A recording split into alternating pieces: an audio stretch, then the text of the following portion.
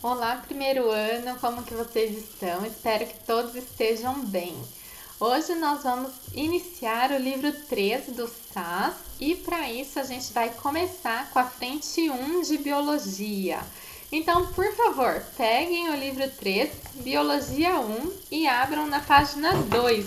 A gente começa aqui com o capítulo 8, chamado Embriogênese Humana. Então, a origem do embrião humano. A gente já estudou embriologia e anexos embrionários. A gente já estudou o começo da embriogênese humana, desse desenvolvimento embrionário. Então, a gente vai retomar um pouquinho do que foi estudado de maneira um pouco mais superficial e entender um pouco melhor, nesse capítulo, o desenvolvimento do feto. Então, depois da neurula, o que é que acontece? Então, nós sabemos que no caso da gestação humana, ela dura cerca aí de 40 semanas e é quando o ser humano completa o seu desenvolvimento e está apto para vir no mundo. E durante todo esse período, o ser humano ele sai do tamanho aí de uma ervilha, mais ou menos, né? Que é quando tem 6 semanas que termina aquela fase que a gente já estudou e vai passar do tamanho de uma melancia, mais ou menos, né? Então, gente, muita coisa tem que acontecer e além do crescimento, vai ter todo um desenvolvimento dos órgãos. Todos os órgãos vão ter que crescer, amadurecer, as células se diferenciaram, né? O bebê vai nascer reagindo aos estímulos, percebendo e respondendo aos estímulos externos. Então, são muitas transformações que aconteceram nesse período. Então, tudo começou com a fecundação, quando o gameta masculino e feminino se encontraram. A gente sabe que quando o gameta masculino, o espermatozoide, a gente pode ver aqui, ó, na página 3, o gameta masculino, ele entra em contato com o óvulo. A gente fala óvulo, mas não é óvulo, né? A gente já aprendeu, é ovócito 2, porque ele ainda não terminou a meiose 2. Então, ele vai ter que vencer algumas barreiras. Essas barreiras são, primeiro, a corona radiata, que é essa barreira de células que tem aqui ao redor. Ele vai liberar as enzimas que ficam aqui no acrossomo, enzimas digestivas. Daí, ele vai conseguir penetrar aqui. E daí, vai ter uma segunda barreira aqui, que é a zona pelúcida. E daí, vai ter que atravessar essa zona pelúcida. O gameta que conseguir atravessar essa zona pelúcida, ele vai fundir a membrana, sua membrana plasmática com a membrana do ovócito 2. E quando isso acontece, essa fusão de membranas, daí o ovócito 2 termina a sua meiose, formando efetivamente o óvulo. E quando isso acontece, uma série de reações acontece para que a zona pelúcida, então, não permita mais a entrada de nenhum espermatozoide. Então, todos os outros que estavam tentando entrar não entram mais. Isso vai impedir que a gente tenha mais do que 46 cromossomos formando esse zigoto aí, né? Então, a zona pelúcida vai se tornar impermeável. Então, a gente vai ter um zigoto com 46 cromossomos. Então, apenas um espermatozoide vai fecundar este óvulo, tá bom? E daí, então, não tem fecundação múltipla do óvulo. É assim que garante que apenas um espermatozoide fecunde o óvulo, tá? Então, relembramos essa parte aí da fecundação. Aqui a gente tem uma leitura complementar que a gente sabe que alguns casais têm dificuldade, né, para engravidar. Então, tem duas técnicas, a técnica da fertilização in vitro e da inseminação artificial. Na inseminação artificial, os espermatozoides do homem são coletados e são colocados lá no útero da mulher, né? Então, os espermatozoides são coletados e colocados no útero da mulher para facilitar aí esse caminho até lá. E daí, a fecundação tem que ocorrer dentro do corpo da mulher. Já na fertilização in vitro, os óvulos são retirados do corpo da mulher, os espermatozoides retirados do corpo do homem, e daí a fecundação ocorre dentro do laboratório. E daí os embriões, né, que foram fertilizados são escolhidos e daí são colocados esses dentro do útero da mulher. E daí espera para ver se vai ter o desenvolvimento, tá bom? É lógico que nos dois casos a mulher está tomando remédios para estimular a ovulação, tá? Mas é só uma curiosidade. Sobre o desenvolvimento embrionário, então depois que teve a fertilização, essa primeira parte aqui a gente já viu, né? Então temos a fase da segmentação, da gástrula e da organogênese. E daí nessas fases a gente vai ter a mórula, a blástula, a gástrula e a neurula. Mas vamos ver como que é o caminho então, né, do embrião nesse todo aí. Então, ó, na página 5 você pode acompanhar. Quando o ovócito é liberado, a fecundação ocorre no interior das tubas uterinas. E no interior das tubas uterinas tem cílios que vão empurrar, então, esse embrião até o útero. Durante todo esse caminho, a fase da segmentação está ocorrendo. E é por volta aí do 5º dia que a mórula vai ter algumas modificações que vão levar ela a virar a blástula. Lembram da blástula, formato de bola? E daí, então, vai ser nessa fase aí que vão se começar a formar as membranas embrionárias. E cerca do 6º dia depois da fecundação, do 6º ao 7º dia, é que esse embriãozinho chega aqui no útero e começa o processo de nidação, de fixação do embrião no útero.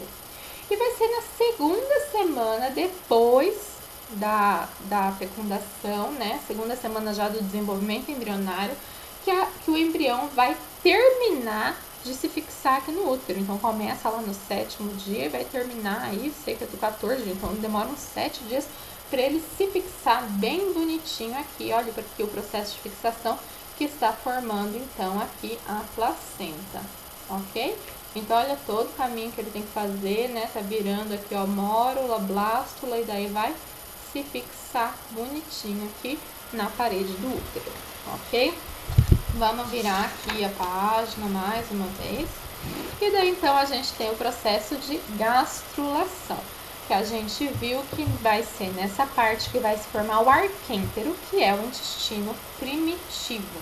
E depois da gástrula, a gente tem o processo de organogênese, da formação dos órgãos, e vai ser nessa fase, então, que dura da 4ª até a 8ª semana, aproximadamente, que são formados os principais órgãos, e também vai ser nela que vai ocorrer a neurulação, a fase da neurula, formação do sistema nervoso.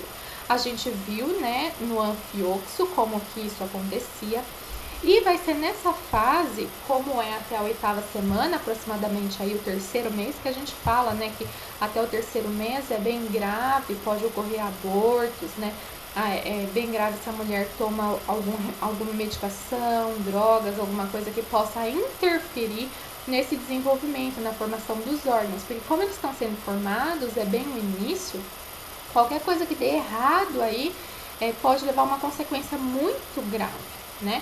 Então, a gente fala que a mulher tem que evitar a exposição a agentes teratogênicos. Teratogênicos, então, são substâncias ou micro-organismos que vão interferir nesse processo do desenvolvimento embrionário, na formação dos órgãos e etc. Tá bom? E pode levar, então, a malformações. Então, aqui ele está relembrando com a gente a formação aqui, ó, do tubo nervoso neural, né, do tubo neural e da notocorda massa, que a gente já viu, então, na última aula, ok? Então, essa parte aí foi só pra gente relembrar. E agora, vai chegar, então, a parte da aula de hoje, que é a parte da placenta humana. Como a gente já falou, a placenta, em alguns casos, é considerado um anexo embrionário, mas muitos autores não consideram um anexo embrionário, porque ela é formada tanto por tecido do embrião quanto por tecido da mãe. Lembrando, ó, que são vasos sanguíneos maternos e vasos sanguíneos umbilicais, ou seja, do embrião, de anexo embrionário, mas que não mistura sangue da mãe e do bebê. Já vimos, né, a função da placenta, ela vai ser formada aí, né, no final da 4ª semana de gestação, aproximadamente, e ela tem o papel de suprir, então, as necessidades nutricionais do feto a partir aí deste momento, certo? Tanto nutricionais quanto para mandar gases respiratórios e eliminar as excretas do embrião, sem que haja contato do sangue do embrião com a mãe. A placenta também, a partir de um certo momento, começa a produzir hormônios, sendo que o principal hormônio é a gonadotrofina coriônica, a gente chama de HCG, hormônio gonadotrofina coriônica. É um hormônio exclusivo da gravidez. É aquele hormônio que a mulher faz o teste de sangue para saber se ela está grávida, é para detectar esse hormônio, gente. Então, esse hormônio, ele vai manter o corpo lúteo, que fica lá no ovário, produzindo progesterona e estrógeno. E esses dois hormônios não deixam o útero descascar e não deixam o ovário produzir mais óvulos. E isso impede, então, que o bebê seja abortado, porque se o útero descascar, é como se menstruasse, daí o bebê vai embora junto, tá bom? Depois de um tempo, a própria placenta vai produzir a progesterona e o estrógeno. E também, no começo da gravidez, vai produzir um outro hormônio que vai impedir que a mãe rejeite o próprio bebê.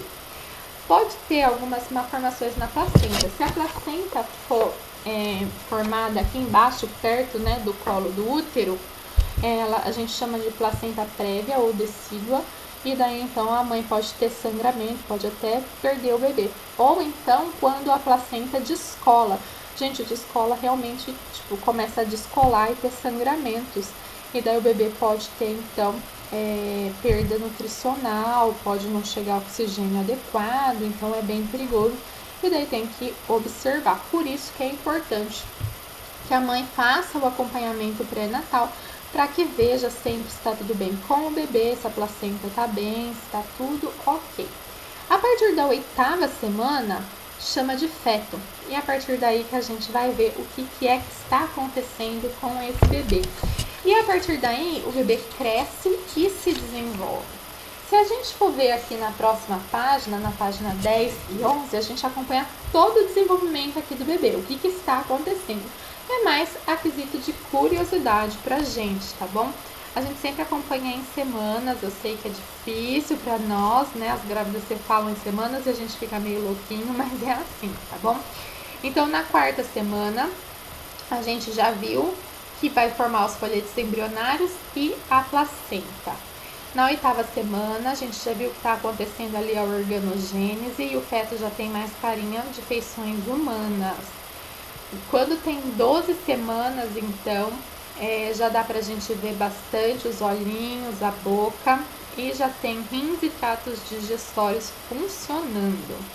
Com 16 semanas tem a formação do esqueleto e dos órgãos genitais femininos e a partir daí já dá pra mãe começar a perceber os movimentos. E com 20 semanas já tá crescendo pelos e unhas, acreditem, tá? O bebê já começa a reagir a estímulos externos. E é por aí que já dá para saber qual que é o sexo do bebê. Com 24 semanas, os olhos e a boca tá completamente formadinhos já. E o bebê se mexe bastante, a mãe começa a perceber demais os movimentos do bebê. Com 28 semanas, os bebês vão reagir a sons do ambiente e os olhos deles já é sensível à luz, então eles vão estar piscando bastante. Com 32 semanas, geralmente os bebês já estão posicionados com a cabeça para baixo e já está bem apertado para eles lá, então eles já estão na posição ideal para o nascimento. Com 36 semanas, os pulmões já estão começando a ficar maduro e vai ser o final do crescimento desse bebê, tá? Não vai ter mais muitas alterações a não ser o ganho de peso. E a partir das 40 semanas ele está pronto para vir ao mundo e é normalmente quando nasce, tá bom? É lógico que a gente tem o caso de nascimentos prematuros, tá bom? Pode ocorrer sim gravidez múltipla, nós sabemos. Gravidez múltipla são gêmeos, tá? Quando ocorre mais de um bebê na mesma gravidez. E daí a gente tem o caso de gêmeos idênticos e gêmeos não idênticos. Gêmeos idênticos também são chamados de gêmeos monozigóticos ou gêmeos univitelinos. Monozigóticos, zigóticos, zigoto. Ou univitelinos, vitelo, tá? Então, isso significa que tinha um zigoto e um vitelo. Ou seja, gente, quem deu origem a ele foi um óvulo e um espermatozoide. E por algum motivo, naquela fase ali do começo do desenvolvimento, mais ou menos na fase da mórula, aquelas células se separaram em dois, tá? Pode ser que eles tenham duas placentas ou apenas uma, tá? Mas, gente, o âmnio, cada um vai ter o seu, ok? Como foi só um óvulo e um espermatozoide, eles têm exatamente o mesmo material genético. Isso significa que eles são muito parecidos um com o outro. E, obrigatoriamente, eles têm o mesmo sexo. Ou são dois meninos ou são duas meninas. As pequenas diferenças físicas que eles têm é por conta do ambiente. A gente sabe que o ambiente pode sim influenciar as características físicas de cada um, ok? Já os gêmeos fraternos ou não idênticos também são chamados de dizigóticos, dois zigotos, ou bivitelinos, dois vitelos, porque eles se originaram de dois óvulos que foram fecundados por dois espermatozoides diferentes. Por algum motivo, naquele mês, a mulher liberou mais de um óvulo. Então, ela liberou dois óvulos. E os dois óvulos foram fecundados e os dois óvulos originaram dois bebês. Ok? Então, cada óvulo originou um bebê diferente. Então, eles não têm o mesmo material genético. Eles são tão idênticos quanto dois irmãos que não nasceram juntos, tá bom? A única coisa é que eles foram gestados ao mesmo tempo. Então, gente, podem ser dois meninos, podem ser duas meninas ou pode ser um menino e uma menina. O importante é a gente saber que eles não têm o mesmo material genético, ok? E na hora do parto, o parto é dividido em etapas. Tem a fase latente, a fase ativa, a fase expulsiva e a fase de quitação. A fase latente é quando as contrações uterinas e a dilatação do colo do útero são leves e espaçadas, tá? Então é mais devagar essa parte. E como que ocorre, como que o corpo sabe que está na fase, né, do parto? Porque o cérebro, ele vai começar a liberar um hormônio que chama ocitocina, tá bom? E daí essa parte, ela pode durar de 12 a 20 horas, mais ou menos, tá? Pode demorar. Já a fase ativa, as contrações, pode durar aí uns 60 segundos, se repete de 1 a 2 minutos, tá? Então, são mais intensas. Essa fase pode demorar até de 6 a 12 horas, tá bom? E é aí que a bolsa costuma se romper e a dilatação chega a uns 10 centímetros.